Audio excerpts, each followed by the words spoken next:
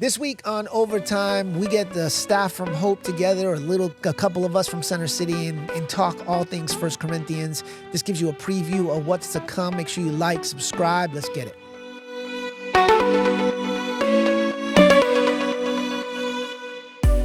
Welcome to Overtime, a weekly podcast where we take a little more time to dive into Sunday's message. And this week we're doing something a little differently. Normally we'll be talking about the message that just happened, but we're getting ready to start a series on 1 Corinthians. So we're going to spend a little time previewing where we're going. But before we do that, I want to introduce for the first time on the couch, we have Pastor Michaela Ellis. Welcome. Yeah. Michaela. So you don't have to tell us like your whole life story. We'll get there. We've got time. Right. But if you could just maybe say how long you've been serving, what your role is, anything else you think is pertinent for people to know? My name's Michaela. I have been here almost 3 years, 2.5 years. So I'm the kids pastor and executive admin here at Hope, and I love it. I have my husband, John Wayne, and our 2 boys, Henry and Jack. So we're just riding along. So. I think me and Jack are best friends. Oh, already. Honestly, yeah. And he loves grabbing your glasses. He does. So it's He does. perfect. He's amazing.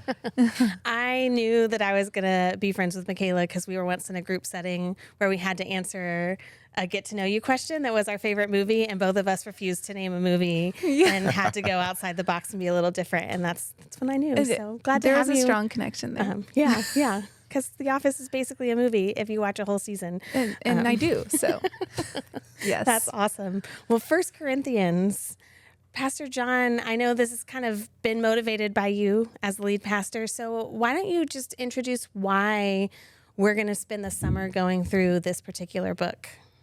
Yeah, so every year we spend some time over the summer doing a little bit of a deeper book study just to kind of consider what God is saying, and it kind of gives us one place to land for the whole of the summer, which is a lot of fun. I can't wait to do in this new setup with Hope Church and Center City. And why 1 Corinthians is because when you read through 1 Corinthians, the comparisons are pretty obvious, like the cultural situation that's happening in Corinthians, in the Corinth church that Paul's addressing. It almost feels like every chapter Paul is speaking to a different cultural nuance that makes it right for this moment. Right. The church in that time, Corinth is located in a major economic port. So you're seeing like economic growth at a really high level. People are super comfortable, an obsession with philosophy and philosophers, an obsession with knowledge. And even the way that knowledge kind of comes across. You have these men and women who sit on steps and basically would pontificate and communicate from these steps. And so even walking by, you might catch a snippet of it and keep moving. Again, it really kind of seems like it's where we're at today, where we're doing well financially as a country. I know we can hyper-focus and everybody likes to live in this place of fear, but the truth is, there are less people in poverty today than ever in human history. Specifically in the West, we're seeing a comfort in that place. Economically, we seem to be very comfortable. And in those moments, Paul writes specifically to some of the challenges. There's a twisted sense of a sexual ethic that's developed in the Church of Corinth that they have to deal with. So much of that, as I read through the chapter or through the book, so much of that kind of jumped off the page like, okay, well, this is enough to spend some time and bring a message that's really to where people are at and what we're kind of walking through as a people. So I'm excited about it. Yeah, it's fascinating because you started reading 1 Corinthians, was it January? Like you've been in. Yeah, about that. So it's just so cool to also see, having no idea what God was going to bring later on this year, how he's prepared you as the pastor to now be stepping into this season of teaching it. And I know you kind of already went here, but I want to bring everyone into, when you look at what you know about the church in Corinth and what was going on in that area, how do you specifically see some similarities to what's happening, not just in the West, but in Charlotte right now? It's nice when you ask the questions because you get to wait for other people to answer first. It's kind of a tough one. No, just in Charlotte, with everything going on in the Church of Corinth, like Pastor John said, there was just a lot of economic diversity back then. And I think that speaks true to today, because you can throw a rock in different areas of Charlotte and you could either hit really nice, like multi-million houses, or you could hit people that are living on the streets, or, just as soon as you get into different neighborhoods, there's just a completely different situation and culture. And I think that Jesus speaks so into that, and the hope of Jesus is so real, and it just looks different to different people. So I think that's just the beautiful thing about things that we can dive into with Corinthians. Yeah, often when you read, we communicate diversity, we talk just about culture, but the Church of Corinthians was a diverse culture, but it was also diverse economically, diverse, and specifically in the city of Corinth was diverse in the way they thought. So that diversity was challenging across the board. Yeah, and even learning how to exist as the church with that economic diversity, you see kind of come up throughout the book.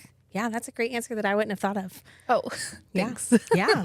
That's why it's nice to have 4 people. Yeah. I feel like even their, even Corinth's, like you said, even their approach to the church, like, even as we dive into it, we'll see, how Paul even is addressing the way that they do church, right? And we have to be wise in how we're approaching church and what our methodology is, right? We talk about that. We don't change what our theology is, but even how those things can get intertwined and misaligned sometimes. Yeah. Sometimes I feel like we get in our own head about how to do church, and it's like, oh, we shouldn't be we shouldn't be in the world. We shouldn't be worldly. But at the same time, our world is ever changing, and it's changing at such a faster pace, especially hand in hand with technology. And so yes, I don't want to be of the world, but I need to be in the world in order to spread that light. So while some people prefer to do felt boards, it is 2024. So I'm going to be using. I love a felt board, Michaela. Come on, Michaela. Yeah. What's old is coming back. Right. I aged myself. No. So different kind of tools that we have access to now, like AI and different things. I want to be able to use as much as I can to spread the gospel as efficiently as I can. I love that. Yeah, that's awesome. I think when I was reading through just in the last couple of days, this idea of people picking a leader, like you see some people saying that they were following Peter and some Paul and some Apollos, and this kind of celebrity that goes with that, but not just that. I think the way I see this playing out in Charlotte is it's like, if you have a preference, that's great. It's a blessing that we have so many churches that you can choose to go somewhere that aligns with a lot of that. But it's like you have to feel like you are against everyone who didn't choose the same thing. There. I love how Paul kind of frames that. Which one of these fools saved you? He's quick to be like, no, that would be Jesus. None of us died for you. Right. And even his approach, he's like, man, I'm glad I didn't baptize the rest of y'all. Otherwise I'd be accountable for, thinking, I love it. Yeah. So that's something that I think I see that tension, even in my own group of friends and in myself, sometimes having to be careful to recognize what's preference and how do I still live in unity with people who have different preferences or different leaders. That's good. What about you? Does anything big stick out? Yeah, I do think that ultimately what Paul is doing, what made Paul unique too, is responsible for establishing churches in cities that were filled with Gentiles. So you see some of that coming to head too in some of this writing, the established culture, like this is who we are. We know, we have this lock on the faith. I think when you think of Charlotte, we live in the Bible Belt. There is this idea, this is my grandma's faith, and I'm just kind of living in that cultural nuance of it. So I'm locking in, and anybody who comes from the outside has to walk through all these steps. And Paul is quick to communicate the sense no, the passageway is Jesus. Right. We all need to walk through it. So I do think that there's some of that speaks to where we are culturally as a city right now. Yeah, that's good. So there are a couple of major themes that we kind of see as we walk through 1 Corinthians that'll come up over the next, I can't remember how many weeks. It's a pretty long series. It's kind of a long book. But one of them is unity, and specifically having unity within the church. So my question is, what issues of division do you see facing the church today? Just light question. Yeah. I mean, whoever goes first gets the easy one. Everybody else has to work for it. I'd even say like priorities. I think Yeah. what churches prioritize as far as whether there's beliefs that they dig their heels in on that maybe aren't salvation issues, but they've dug their heels in and made it such a place that they're going to stand on that they're willing to die on that hill, proverbially. Yeah. Going off of that, I think that it goes back to the drawing board about what unity actually is, because there's a very vast difference between unity and unison. Yeah. So whenever it comes to that, yes, we all should be abiding by the same laws from biblical laws, but at the same time, we should also be following our own convictions. And my convictions may look completely different than someone else's. So I think that judging people based off of our own convictions is something that should not be happening. And unity honors our convictions, yet still abides by the laws of the Bible. Yeah, that's so good. I wish you had been at Center City 2 weeks ago. I made the congregation sing in unison. I heard. And then sing in harmony. It was a great moment. As a former choir kid, I really appreciated that whenever I heard it. Yeah, just wait. Well, we'll have a huge choir one day, right? Right. Yeah. I love it. Look at David. I It's don't going to be an issue of division. I'm just thinking about the stage at Hope for those that have been to Hope, and the 12 people we could fit in the choir. Yeah. With there. God, all things are possible. Amen. Yes. Yeah. I think politics, I know Yes. this week in particular was a debate week. We're in an election year. Right. I think that's a tension that no matter who you are, you can't escape having all these I can't watch a YouTube video without an ad popping up. Inundated with campaign ads. So there are always these forces trying to pull us into polar directions. And there are people whose convictions lead them differently in the way that they choose to vote. And I just see that kind of that identifying with our political party over identifying as being first and foremost part of the body of Christ and a child of God being a real big place that division can happen. Absolutely. For sure. I thought that would be the first one taken. Yeah, I thought so too. That's why I was kind of letting you guys go first. Sorry. No, that's Waiting fine. for that, or some of the other hot button ones that are hitting the church. Well, no, currently, I do think when you talk secondary issues within the constructs, to your point, within the constructs of the faith, that seems to be what everybody's wanting to make dividing lines on, which is crazy to me. But it's kind of where we're at culturally. Yeah. There's almost a glorification of division right now. It seems like if you're not standing against something versus what you're standing for, people are more concerned that you know what they hate versus what they love. And I think that's a challenge. I feel that tension, especially when I am spending time with friends and neighbors who don't follow Jesus, that sometimes I have this desire to be like, that's not my kind of Christianity. And I think it's okay to go into nuances, especially as they're seeing things. Sure. But sometimes I think that's also just a sinful nature and a pride in me to want to be like, I'm cooler than that, or just to be totally transparent. It can almost be dividing the church, even though knowing your heart, that's not your intention, but it can almost come off that way if we're not careful, right? Absolutely. I think there's also that aspect of we hear that phrase divide and conquer, but I feel like that's very much what Satan would love to do with the church, right? And so when he can get us to be divided in these things, then making division a more prevalent concept and thing that we normalize, then how much more is he going to try to use that in the church? Yeah. And Ashley, going off to your point, the disunity that we're encountering, sometimes I even struggle with it, trying to be a modern day Absalom. It's like, oh yeah, you know what? Let's not talk about it and try to cover things up. It's a conviction of mine because I'm trying to find the balance between handling conflict in a healthy way versus because I don't like conflict. Who does? Think many people, well, there may be some people who do. But just trying to find a healthy way to go about it because there are some things that, we're not supposed to be, gray about. But there are some ways that in the Bible, you have to follow, again, your own convictions. So, yeah. Yeah. Unity is tough. I love it. It is. And so I think I'm going to start this next question with you, John. Why My iPad just fell. That Just happened. so everybody knows. Yeah. Won't pick it up now. You can pick it up. We'll wait. Why does pursuing unity need to be a priority for the church? When you read through all of 1 Corinthians and actually 2 Corinthians, there's just so much time Paul spending on the idea of unity. Often what we lose sight of is the picture of Jesus is clearly communicated when we're united. When we're not united, we tend to communicate our own pictures or versions of who we think Jesus is. Ouch. Versus the beauty of when our gifts are working in harmony versus unisons. When our gifts are working in harmony, our talents and giftings are working in harmony with each other, all to accomplish that purpose of bringing hope to the broken and purpose to everyone. Like ultimately, when we're aligned with direction and yet working within and operating within our own strength, that unity clearly communicates the picture of Jesus.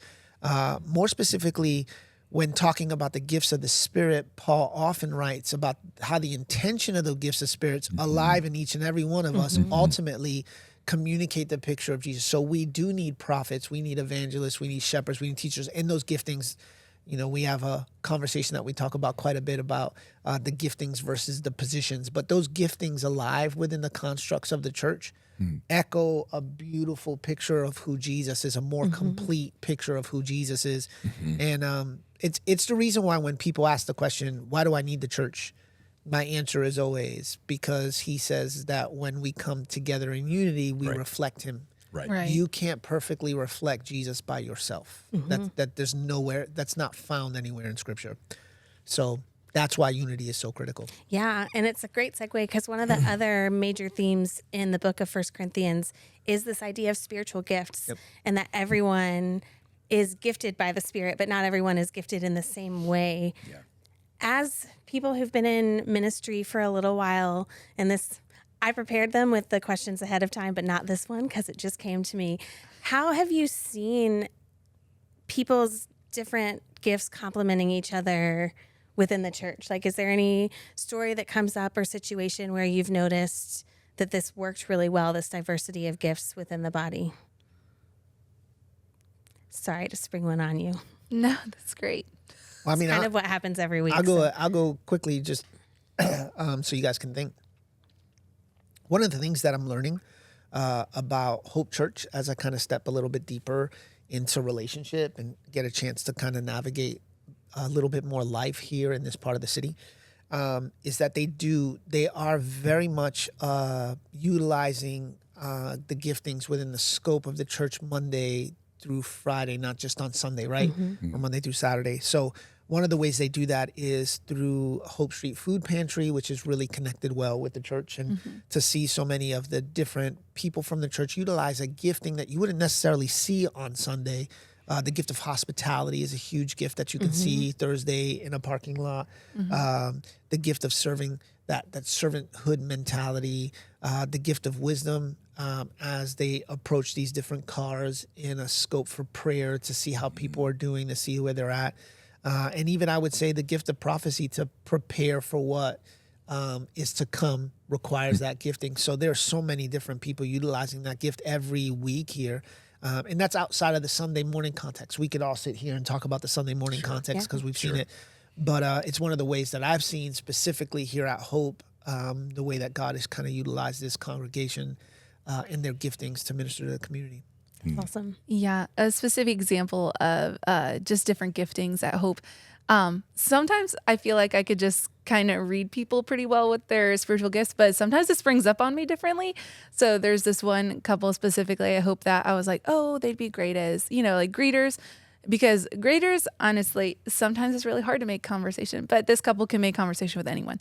And so it turns out that they came up to me one Sunday and they're like, we would love to volunteer like teaching in elementary. I was like, oh, okay. Like as helping me preach. And they're like, no, we want to preach. And I was like, oh, okay. So I was like, okay. So I like kind of trained them. And I, like the first week that I kind of like let them fly out of the nest, I like happened to walk in the middle of service and they are just, on fire. I was like, where did this go? Like, where did this come from? And so it was just so amazing to see.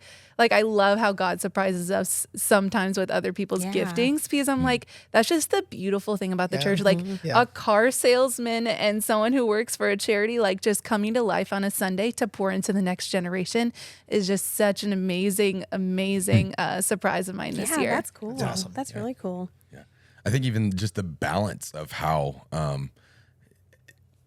our giftings and the way that we're wired can blend together. I know, like when Pastor John and I were talking last week, but that word blend kept coming up. But really, when you're bringing together, I know, like especially for us with music, like we've made a lot of music connections with all of this, but how you take people who come from so many different walks of life and we keep each other honest, in some regard as well, with what we believe, and even how our fleshly tendencies can make us lean maybe in certain directions or beliefs that we lean into more strongly, that we're not necessarily well balanced. And so when we have other people around us that aren't necessarily alike us and have different giftings, they challenge us to come back to a center point that looks like Jesus, rather than just being, deep in what we, feel and what comes to us naturally. Yeah, that's good. Yeah.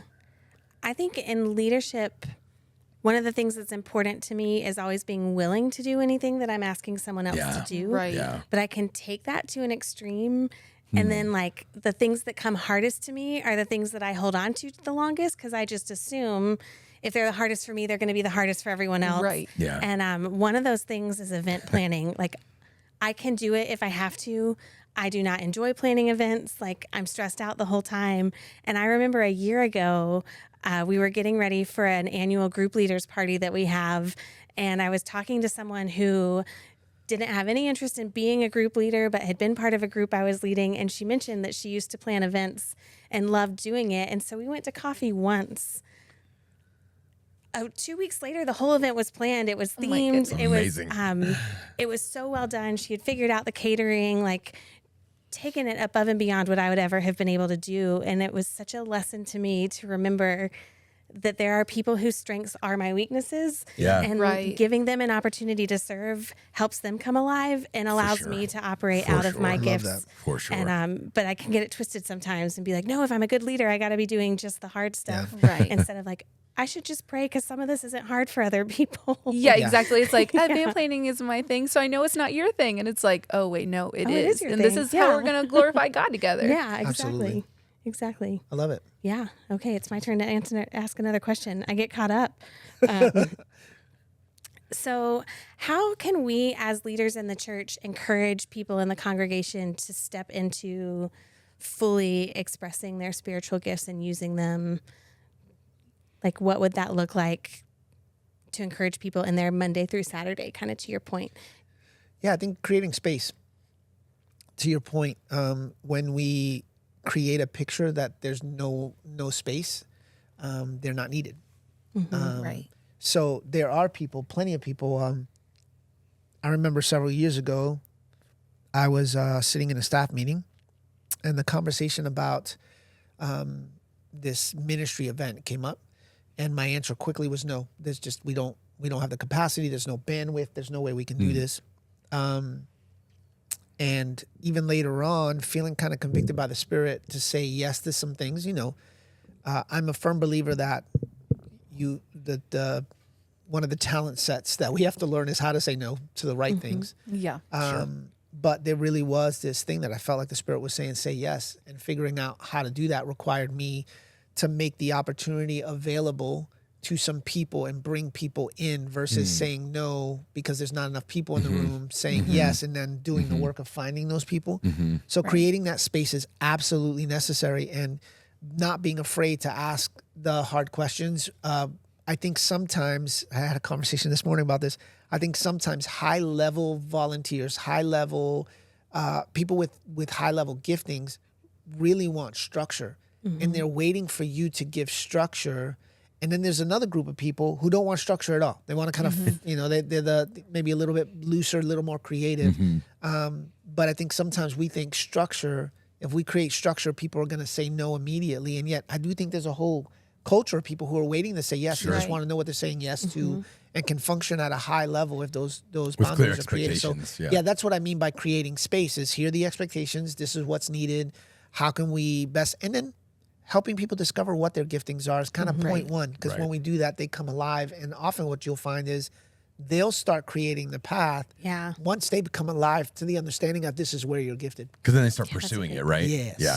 I heard a good leader, and I'm sure it's not that uncommon to heard said, but I remember hearing a pastor recently talk about the health of a church and how we measure the health of our churches, and saying, well, it's not about the amount of people you consistently have attend. It's talk to me about how many people you consistently have serving, right? And they talked about how, because the more people you have serving tells actually the health of people are actually not just coming to church, obviously, to receive, but they're actually living out their faith in a way that you can see it in practice. Yeah, it's good. Yeah, I know we're not reviewing messages, but I can't help but think about something that you preached yesterday at Center City. You talked about when the Spirit comes on. I can't remember exactly the verse in Acts, but it will come with power for the disciples so that they can be witnesses. And I think a lot of times in our conversation around gifts, we stop at the gifts instead of the reason for the Love gifts. it.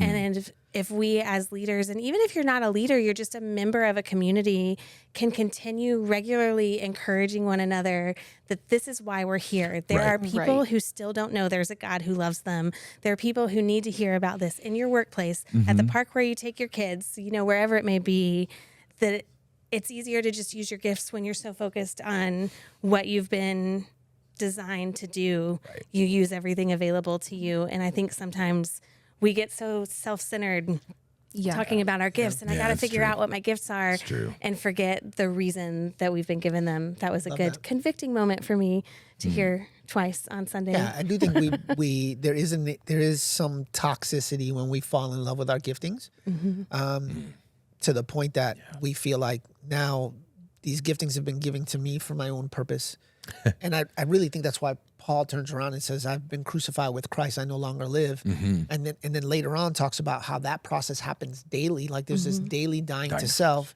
because he knows that if you get caught up in your giftings, there are moments where that pride steps in, and this is about me, and this is about my pursuits, and this is about my direction. He's like, no, I've died to all that stuff. Paul no longer lives. Christ lives through me, and these giftings are used to glorify him and him alone. And often it's why I think people walk in weakness, because power only comes when it's connected to the purpose. Right.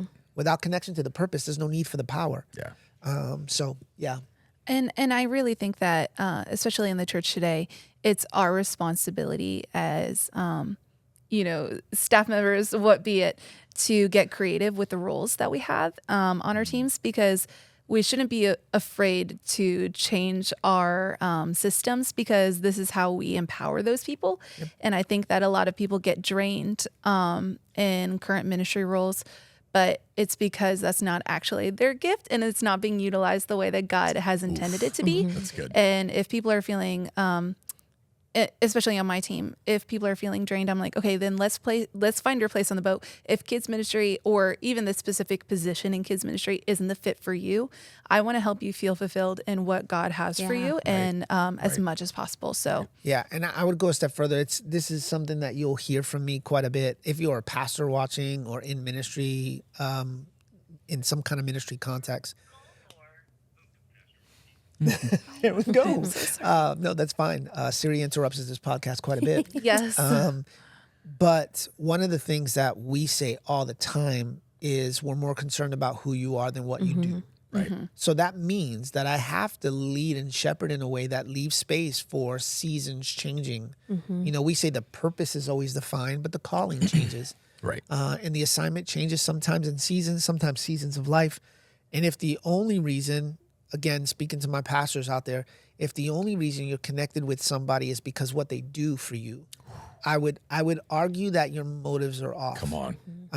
That is what we do within the scope. There's so many great metaphors of business that lends to ministry. Where we got to be careful is ministry is not business. Right. It's true. And there's so many people that have been hurt from this attitude of, no, well, we just need you to fill a slot. Yeah. Versus, where do you come alive? What's your gifting? Right. What's God saying? And how do we put you in that place?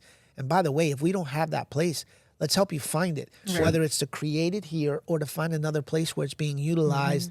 If I say I love you, if I say that you belong, I need more concern about who you are than what you do. Yeah, and I would almost argue, sorry, David.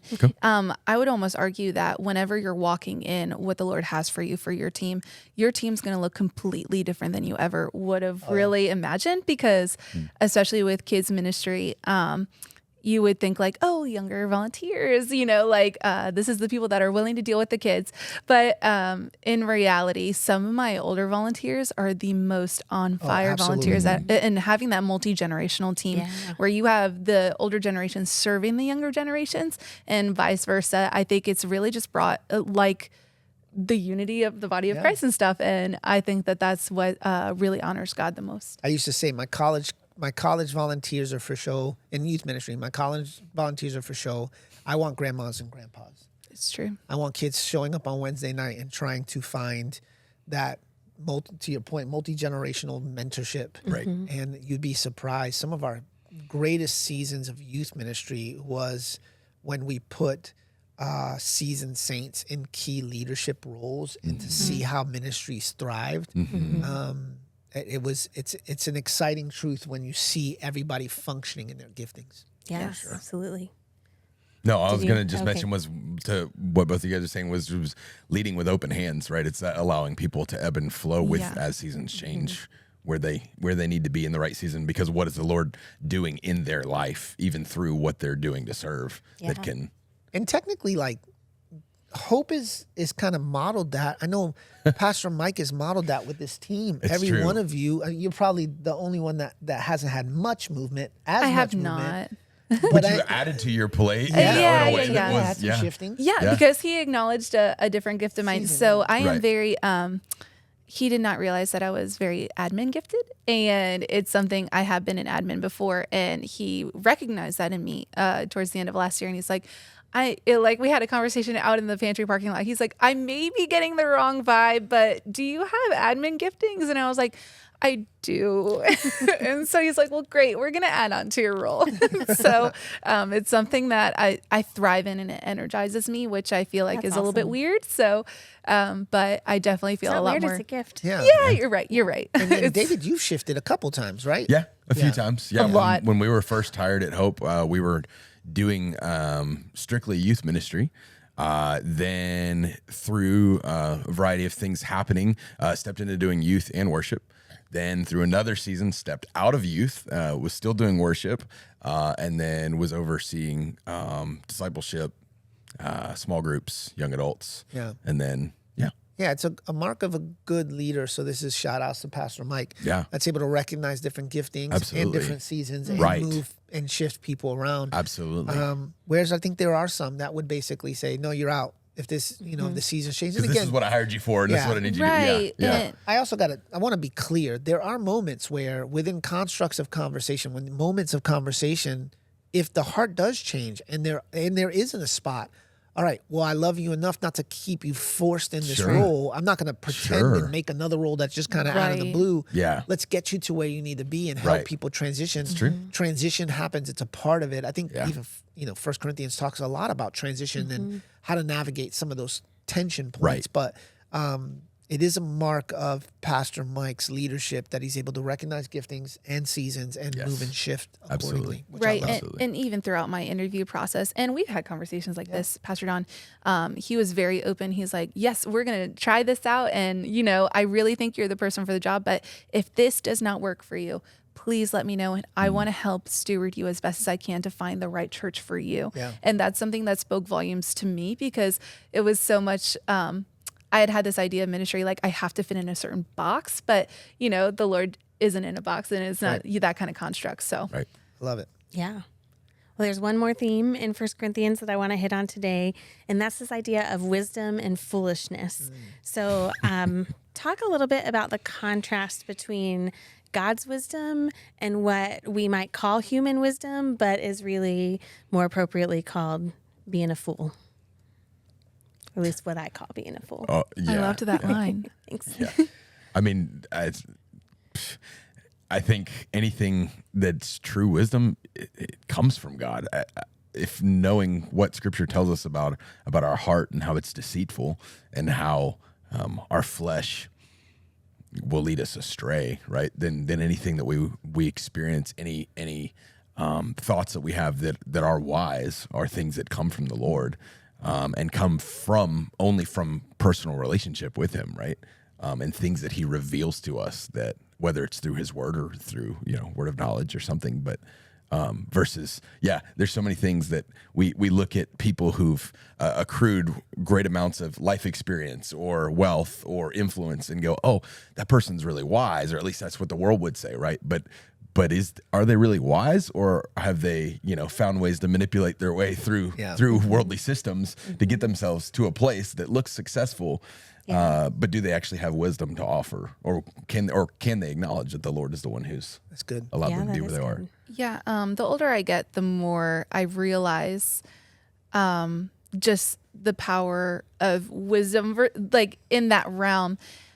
I don't want to speak to every single thing. And I feel like wisdom is staying silent in some situations. And because especially when I was younger, I felt like I had to have an opinion on anything and also voice that opinion on everything, which is what I think. And everyone else. Yeah. So I think that as I grow older, the more I value being silent, because that's whenever, because you don't have to have an opinion on everything. And that's okay, because God supersedes our understanding. And, I don't want to put forth a false, witness. And I also don't want to make a social construct of God. And I think that it's okay to tell, especially non-believers in my conversations with them, I don't know. And there's the power of I may be wrong, but this is what, just that humility. I think that there's a lot of wisdom in that, instead of trying to have a voice for everything, because you have all these TikTok theologians and everywhere online that try to scream these certain beliefs, and I'm not that. So That's good. Yeah, that is good. I was taught young the difference between wisdom and knowledge. Knowledge is knowing it's raining outside. Wisdom is having an umbrella. So basically, if knowledge is information, wisdom is how you navigate that information and make the phrase that's used in a lot of the definitions is sound judgment. So the difference between human understanding and godly wisdom, or godly wisdom versus our foolishness, is if wisdom is a product of sound judgment, it means that I need to know. The more I know, the more I'm able to assess and make sound judgments. If we're planning on building a house, it would be foolish to build that house unless we've done the work that's necessary to collect the data. I was talking to someone recently who has a piece of property that they've been trying to sell forever, and they had a contractor and an investor. They were looking at the property, and one of the phrases he said was, we told them over and over that the ground was not good. Like, you're going to have to, dynamite, there's rocks, it's going to be really tough. But we were close to signing the deal. They went all the way through, and then they did analysis and realized that what we said was true. They didn't trust the information we gave them until they were able to do it themselves. And then at that point, it was wisdom for them to pull out of the deal, right? Because there was no way they were going to be able to build what they wanted to build.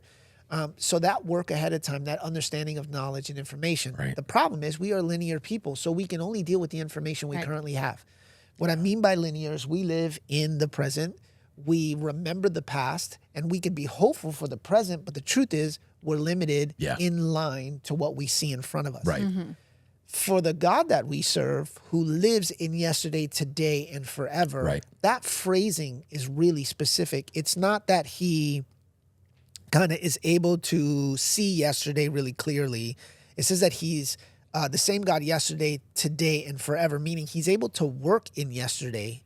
Well, John, how is that possible? Well, you're linear, so it doesn't make sense. Like, that's the way that we We're not going to function. be able to comprehend it. He's a God who's able to heal yesterday, work into tomorrow, and be present in today all at the same time. Right. What godly wisdom is information that we don't have. It's insight that we don't have. Right. It's the reason why it's so funny when Paul's talking about this in 1 Corinthians. He's like, this is why the message of the cross seems like foolishness to you, because you don't understand what happened yesterday. You can't see what happens tomorrow.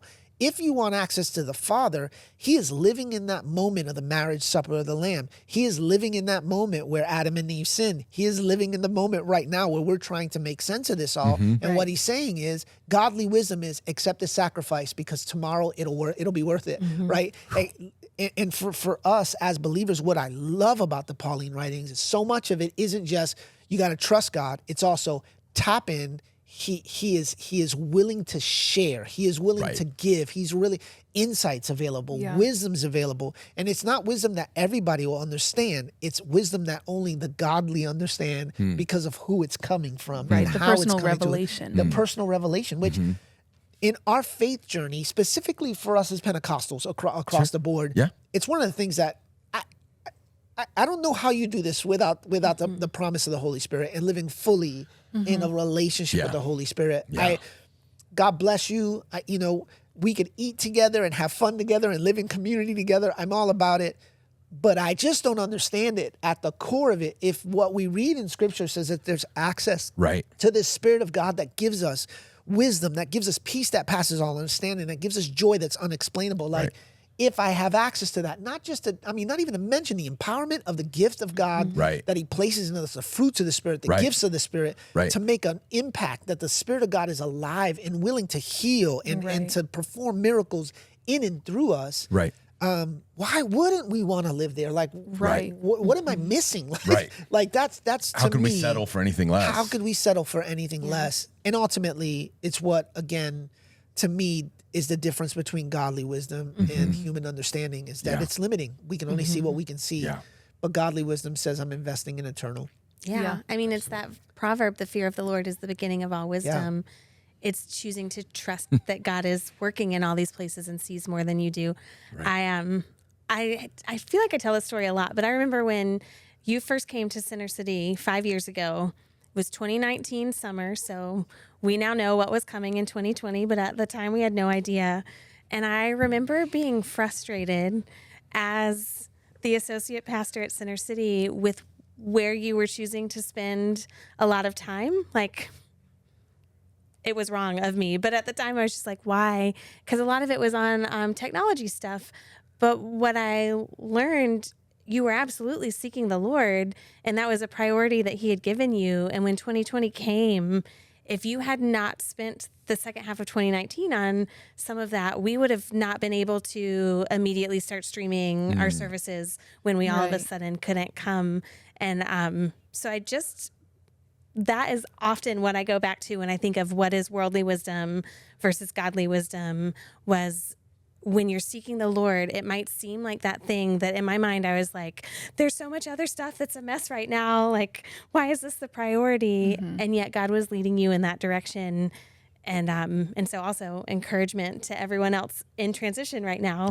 This is a pastor who spends time hearing from the Lord. But it was just kind of cool we don't always get to see this side of heaven, how that ends up playing out and why that was wise. But absolutely, March 2020, we understood. It was funny because in that season, the two things the Lord put on my heart was get them up to speed technologically, and then groups, which is strange because within the constructs of a new church structure, like you would think the last thing I'm worried about is groups. Got to get Sunday right. Got to get, got to make sure that you're fundamentals. And really what kind of held us through the pandemic was the fact that we were streaming and connecting with our people. And it wasn't just streaming, the ability to record quick videos and send them out to our people, our staff, our teams, our volunteers. And then groups, there was a season where we had more people showing up to groups than Sunday mornings, even after the pandemic. For a long time. For a long time. So much of that is, again, that I wish I was smart enough. Like, there was legitimately, to your point, there was not just frustration in you, there was anxiety in me. Like, every book I'm reading, God says that this is the wrong focus. Like, every book I was reading was like, don't change anything. 18 months. If I would have waited 18 months, we would have been behind. It would have been hard. But again, it also was the faith of a team that's willing to say, okay, but this doesn't make sense, but we're all in. Even in frustration, because to some degree there was still and a frustration. I didn't know you well enough to voice all of that frustration. But still, there was never a point where I didn't feel like everybody was all in, and that's where we We trust on the Spirit's giftings. So one of the gifts that we never really talk about, or we don't talk about enough, is the gift of discernment. And I believe that you can argue, send all your emails to Ashley. Just kidding, you send them to me. One of the things with the gift of discernment, what we read about is it's the boundaries for every other gift. So it's discernment. That what I mean by that is it is as the prophetic word's given, right? A prophetic, we'll just use that as an example. If a prophetic word is given to somebody, that prophetic word is supposed to be brought to the house. And in the house, that gift of discernment tells you, hey, okay, is this God? Is this just bad pizza? Is the theology, how does this line up with the word? It's that gift of discernment that creates boundaries within the scope of all the other gifts. So it was the discernment of the team. It's the discernment of so many people that are like, okay, what is God's wisdom for the moment? Even if it doesn't make sense, according to human understanding, we're still going to move forward, because whether it makes sense to us or not is not the question.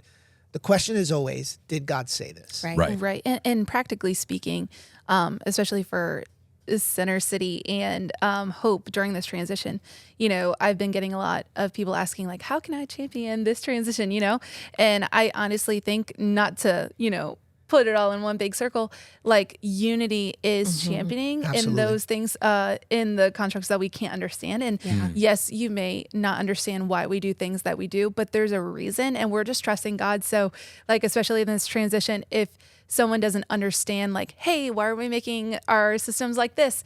Well, please be in discernment, use your discernment, and honor God, and keep on being in prayer, because this is happening for a reason, and the Lord is with us every step of the way. So Absolutely. So as we get ready to launch the series, are there any resources that you know of? How can people, if they want to prepare, if they want to maybe study 1 Corinthians alongside us, not just on Sunday mornings, That's great. What would you recommend? One chapter a week. That's what I recommend. You may be a fast reader, then read that chapter every day, all week. If you're a slow reader, then read a portion of the passage every week. There will be some times where I mention some books that I may be reading. There's a couple things that I've already kind of brought into the conversation. Unfortunately, some of those books are thick commentaries that you don't want to pick up. Not light reads. No, not light reads. But for the most part, I think if we can just navigate that together, the sermon title itself, the series title itself, is A Church Torn Apart. As we see the kind of gates of hell work to break apart the church, Paul's writing to say we want to come together. So unity will be the overall theme for the way that we approach this book. But that's probably the best thing to do, is just to start with reading a chapter a week, and then as we kind of progress, we'll give you more insight. Love that. Yeah, well, that's awesome. Make sure that you join us on Sunday at 9, 10:15, or 11:30. Yeah. I'm not actually sure which ones of those will be streaming right now, 10:15 and 11:30 maybe. Yeah. But join us in person. It's better in person anyway, and we will see you then.